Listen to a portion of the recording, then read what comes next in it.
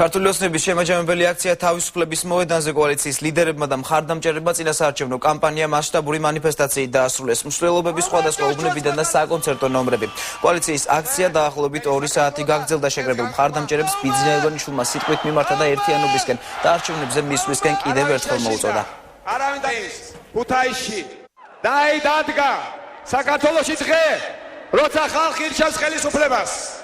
დგება ახალი ხელისუფლების დაბადების დღე. 1 ოქტომბერი დგება ხალხო. მე დღეს ძალიან ამაყივარ თქვენი სიმამაცის, ერთგულების და ერთიანობის გამო. ამაყივარ იმითაც, რომ ჩემი ერთი წინასაარჩევნო დაბირება უკვე შევასრულე. მართლაც შეხედეთ ერთმანეთს და დარწმუნდებით, რომ მთელი საქართველო ერთ მუშტად შეიკრა.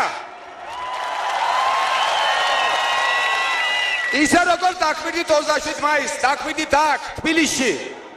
და როგორც თქვენთვის მოცემულია სიტყვა შევასრულე, ზუსტად ასევე შეგისრულებთ ყველა დაბირებას იცოდეთ.